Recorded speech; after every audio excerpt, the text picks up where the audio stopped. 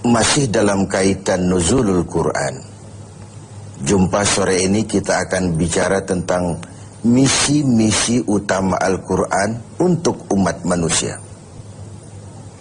Yang pertama, Al-Quran membebaskan manusia dari ketergantungan kepada benda.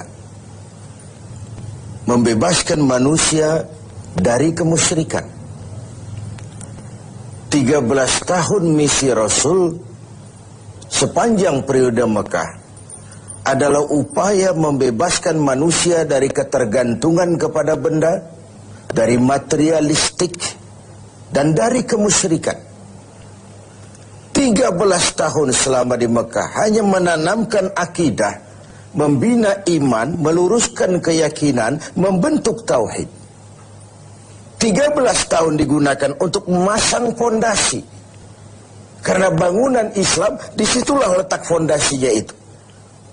Kita semua tahu, kalau kokoh fondasi, kuat bangunan. Kalau rapuh fondasi, runtuh bangunan. Kalau melenceng fondasi, melenceng juga nantinya bentuk bangunan. Bangunan bagaimana fondasinya? Begitulah gerak hidup manusia bergantung kepada keyakinan yang dimilikinya. Maka dari sini dimulai perjuangan itu. Dan ke sini segalanya akan mencari landasan. Pada keyakinan yang berakar di hati, saya bersaksi tidak ada Tuhan selain Allah. Dan saya bersaksi bahwa Nabi Muhammad itu adalah utusan Allah.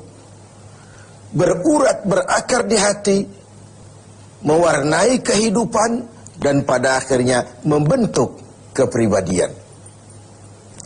Dalam perjalanan kita sebagai bangsa, kita diajarkan oleh pengalaman bahwa kita dewasa ini bukan hanya sekedar memerlukan orang-orang pintar, tapi juga memerlukan orang-orang benar. Bahkan rasa-rasanya lebih baik benar tidak begitu pintar ketimbang pintar tapi tidak benar. Orang yang benar walaupun tidak begitu pintar masih ada manfaatnya. Tapi orang yang pintar tapi tidak benar bukan saja membahayakan dirinya sendiri, tapi membahayakan orang banyak. Oleh karenanya, nilai dasar keimanan inilah yang menjadi misi utama dari Al-Quran. Membebaskan manusia dari kemusyrikan dan mengajarkan bahwa satu-satunya dosa yang tidak berampun dalam Islam hanya kalau kita sudah terjebak kepada syirik, menyekutukan Allah dengan sesuatu. Itu sudah merupakan dosa yang tidak berampun. Misi kedua dari Al-Quran adalah membebaskan manusia dari ras diskriminasi. Mengikat manusia dengan jalinan persaudaraan yang berdasarkan akidah.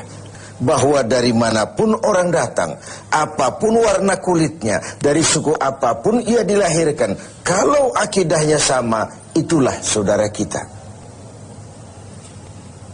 Dunia 14 abad yang lalu, di semenanjung Arabia, orang terjebak pada asabiyah, fanatisme suku yang berlebihan.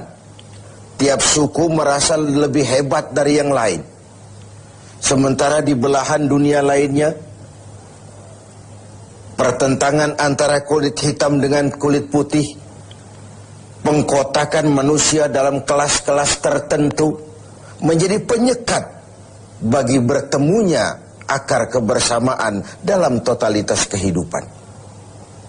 Maka Rasul kemudian mengajarkan, "An-nas kulluhum li Adam, wa Adam min turab, la fadla li Arabiyyin ala ujamiyyin illa bittaqwa." Manusia berasal dari Adam, Adam diciptakan dari tanah, tidak ada kelebihan Arab dengan yang bukan Arab kecuali dengan takwanya. Disinilah esensi, disinilah substansi dari harkat kemanusiaan itu. Bukan pada warna kulitnya, bukan pada rasnya, bukan pada potongan fisik dan biologisnya, tapi pada nilai ketakwaannya kepada Allah Subhanahu wa ta'ala. Maka memperingati nuzul Quran artinya meningkatkan semangat kemanusiaan, meningkatkan rasa kebersamaan. Bahwa perbedaan itu ada dan kita setuju, tetapi tidak melahirkan hal-hal yang menyebabkan kita harus bertolak belakang dalam berbagai aspek kehidupan lainnya. Semangat kebangsaan kita memang masih rapuh. Keutuhan kita sebagai bangsa masih rentan. Bahkan belakangan nasionalisme kita sebagai bangsa juga lentur dan bahkan luntur. Padahal Islam juga punya nafas nasionalisme. Ketika Rasul mengajarkan uhibbul araba li thalathin, aku cinta Arab karena 3 hal. Pertama, Quran bahasa Arab. Yang kedua, penduduk surga berbahasa Arab. Yang ketiga, aku dilahirkan di tanah Arab. Kita melihat ada semangat nasionalisme yang diucapkan oleh baginda Rasul dalam hadis ini. Nasionalisme kita pun lentur dan luntur. Karena itu, mari kita dewasa dalam membangun semangat kebersamaan. Beda itu boleh, marah itu jangan. Quran mengingatkan, wala tafarraku, bukan wala takhtalifu. Wala tafarraku, jangan kamu berpecah belah. Bukan jangan kamu berbeda pendapat, bukan. Berbeda pendapat boleh saja. Tetapi yang tidak boleh kalau perbedaan itu menyebabkan kita lalu berpecah belah. Yang ketiga, pemirsa, misi utama Quran adalah membebaskan manusia dari belenggu kebodohan. Ayat yang pertama turun sudah berkata, Iqra, baca. Seakan dia mau berpesan, hai umat Islam, kamu jangan jadi bodoh. Kebodohan menimbulkan kemiskinan, kemiskinan mendekatkan kepada kekufuran. Bahkan ada sebuah hadis yang menarik untuk kita renungkan. Ketika Nabi bersabda, Al-mu'minul qawiyyu khairun wa ahabbu indallah minal mu'minid dha'if. Orang beriman yang kuat lebih dicintai dan lebih baik daripada orang mukmin yang lemah.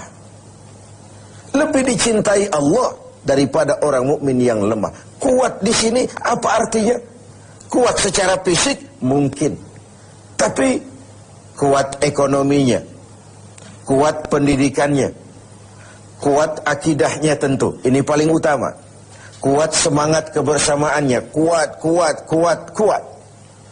Dan itu hanya mungkin terjadi apabila kita umat Islam menguasai ilmu pengetahuan. Tanpa ilmu tidak banyak yang bisa kita lakukan. Oleh karenanya, ayat yang pertama turun sudah pembebasan manusia dari buta huruf, pembebasan manusia dari belenggu kebodohan. Ketika persaingan semakin tajam, maka dituntutlah tenaga-tenaga profesional yang berlandaskan kepada ilmu pengetahuan untuk tampil bertahan di tengah persaingan yang sangat ketat dan tajam seperti yang kita alami sekarang ini. Pemirsa TV7 yang berbahagia, bahkan beribadah pun tanpa dasar keilmuan, kata Imam Ibn Ruslan, wa kullu man bighairi ilmin ya'malu a'maluhu mardudatun la tuqbalu. Bahkan orang yang beramal tidak dengan dasar ilmunya, besar kemungkinan amalnya itu tertolak, tidak diterima oleh Allah Subhanahu wa ta'ala. Bahkan ada athar yang menyatakan setan lebih takut kepada orang alim yang sedang tidur daripada orang abid, daripada ahli ibadah yang daripada orang bodoh yang sedang ibadah. Iblis lebih takut kepada orang alim yang sedang tidur ketimbang orang yang bodoh yang sedang ibadah. Sebab apa? Tidurnya orang alim bisa bernilai ibadah, tapi ibadahnya orang bodoh bisa nol hasilnya. Lagi-lagi ini karena latar belakang ilmu pengetahuan. Jadi wajar kalau Imam Ali ketika ditawarkan, kau kalau disuruh pilih harta atau ilmu, pastilah ilmu. Kenapa? 3 alasan. Pertama, dengan ilmu kita bisa cari harta. Belum tentu dengan harta kita bisa cari ilmu. Yang kedua, ilmu kalau kau berikan kepada orang, kau sendiri makin mantap. Lain dengan harta, makin kau berikan kepada orang, makin berkurang dia. Lalu yang ketiga, harta kau yang jaga, tapi ilmu dia menjagamu. Makin banyak harta, makin bingung menjaganya.